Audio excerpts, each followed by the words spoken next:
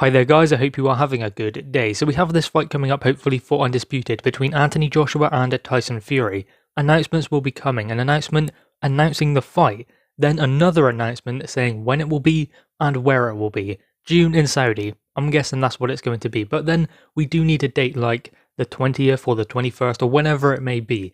We do need a solid date, but we know the outline, we know when it will happen, we kinda know where it will happen. So the fight is close, and now Tyson Fury has explained that he will conclusively beat Anthony Joshua. This is what he had to say. "I've got a bigger heart, tougher, mentally and physically stronger, punch harder. Everything is in my favour. When I take it to them, they can't deal with it. It's like wrestling with a T-Rex. Can't win. I'm indestructible."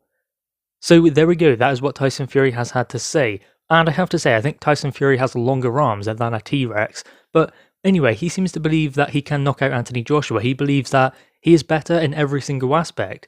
Now, both of these fighters seem to believe that they are going to get the knockout. That is what they both have said. But then again, they're not going to say, I'm going to get a unanimous points decision victory. They're not going to say that. It's the heavyweight division after all, for Undisputed between these two giants. So we cannot expect them to try and box to a decision, or at least that is what we should expect from an Undisputed heavyweight title clash between two giants. So Anthony Joshua will not be looking to necessarily get a points decision, neither will Tyson Fury. That is what they are saying. But I do not believe for one moment that they are going to go in guns blazing looking for a KO from round one when that first bell goes. No way are they doing that. This fight is too significant to the sport of boxing and to both fighters for them to do that. If you think about this is the biggest fight in boxing of this era and the biggest fight that these two fighters will ever be in, the rematch will be huge, but the first fight, so much intrigue. They've never shared the ring before, professionally. Obviously they've sparred before, but that's different. That was years ago.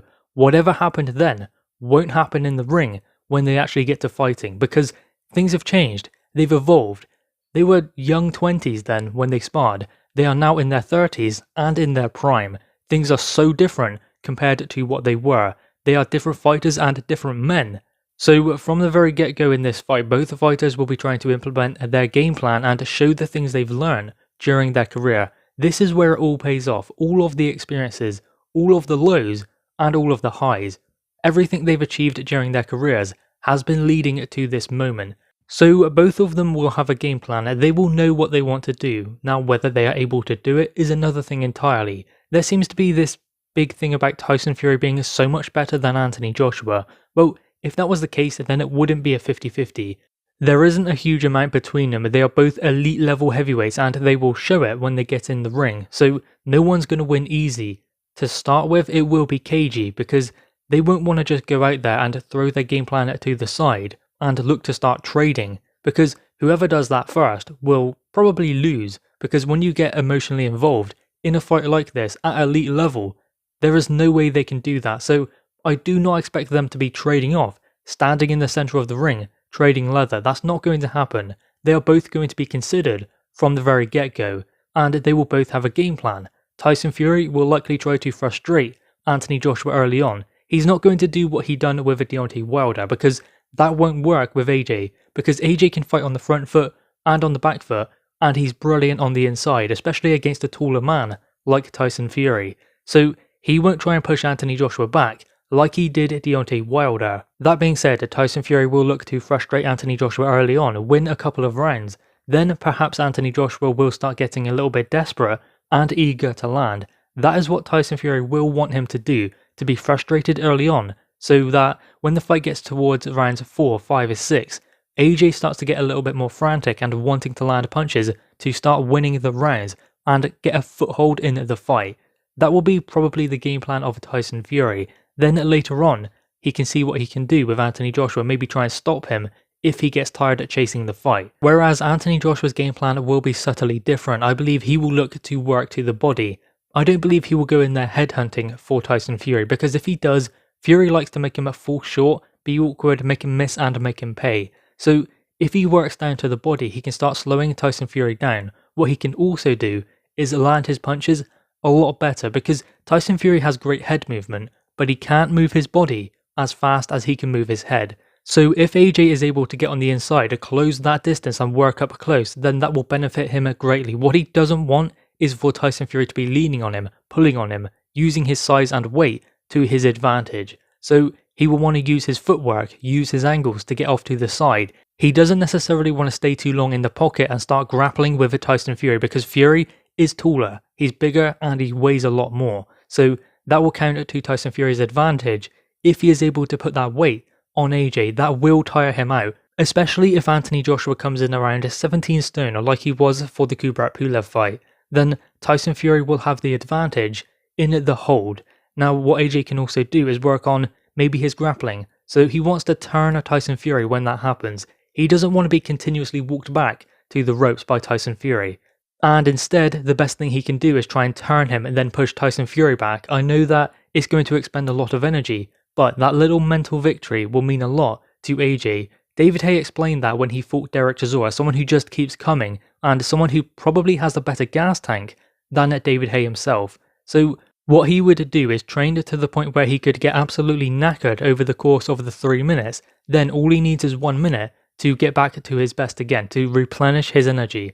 Then he can go again for another 3 minutes of fighting rough and tough up close, walking Derek Chisora back each and every time. That is what Anthony Joshua will need to do. He will need to be prepared for a Tyson Fury who wants to be rough on the inside and not necessarily working. Now of course, in his fight with Deontay Wilder, it was Tyson Fury who wanted to work up close. He didn't necessarily want to hold, whereas Deontay Wilder did. Tyson Fury in the hold had his hips back and he had a space in front of him to try and work with Deontay Wilder. I don't believe he will do the same with AJ because AJ's a much better inside fighter, and perhaps that could be his key to victory in there with Tyson Fury. So Fury isn't going to engage in inside fighting, he's going to want to hold. Now there seems to be this idea that if it goes late it favours Tyson Fury, if it goes early it favours Anthony Joshua, so Joshua needs to get rid of him as early as possible in order to get the victory, and Tyson Fury needs to drag him late. I don't necessarily agree with that, because on what grounds? Does Tyson Fury get better as the fight goes on? Yeah, he builds into fights, but he hasn't got the gas tank that everyone would imagine he has. If you watch Tyson Fury early on in his career, he would often get tired going down the stretch. It was his immense amount of heart that carried him through. But whenever he did go down the stretch and go the whole distance, when he was actually in shape, because early on, granted, he wasn't always in shape, so that probably was the reason. But still, when he goes down the stretch against fighters like Klitschko, like Deontay Wilder, he is often in control. That is very important and vital to not burning nervous energy. Now, Anthony Joshua has been in a position where he's been burning nervous energy. He did in there with Klitschko. He'd done it also in there with Ruiz in the first fight. Now, he was prepared for 12 rounds. Every fighter is. Every fighter can easily do 12 rounds because they do it in sparring. They do it in fact with a different fighter, a couple of rounds with one, then a fresh one gets in. So they are getting more and more tired, whereas they are always fighting a fresh fighter. So someone who trains like that and can do 12 rounds like that will not get tired in a 12-round fight. It is the event, it is the nervous energy that they are burning that causes them to get tired. Most of it is mental. Sometimes you might go into the gym and you can do something easily. The next day, it's extremely hard, or the next week, it's extremely hard, and you can't do half of what you've done last time. That's down to mentality. It's not because you've gotten out of shape over the course of 24 hours or a week, or gotten in better shape if it's the other way around. It all comes down to your mentality when you do that session. The same happens in a fight, but there is a lot more at stake, and there are 20,000-30,000 fans there also. With AJ, 80,000 sometimes 90. So if you factor that in, you can see the size of the event. Then there's a highly skilled opponent across the ring from him also. In the Andy Ruiz fight, he was fighting at a pace he didn't want to, he couldn't control it, so therefore he was burning nervous energy as well as getting tired with those body shots going in as well. So that all factors in as to why he lost. Obviously Ruiz was the better man on the night, take nothing away from him, but there were many factors behind the reason for him getting tired. The same will apply in the undisputed fight. So does Tyson Fury have the better of Anthony Joshua if it goes past 5 rounds? Not necessarily, because if you put them side by side and believe that Tyson Fury has the better track record going 12 rounds than Anthony Joshua, well, what about Anthony Joshua versus Ruiz the second time around? Did he get tired? No, he didn't. Against Joseph Parker, did he get tired? No, he didn't, because he was in control. The same as Tyson Fury when he fought Vladimir Klitschko.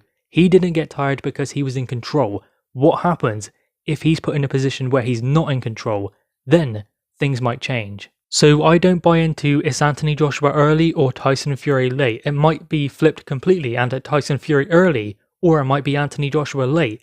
We don't know what is going to happen because there are certain circumstances in this fight that will take these fighters to a place that they've never been before, and all of their experiences will count well in this fight. We will see who's learnt more and who has adapted during their careers, because all of the experiences that they've had have been building towards this moment.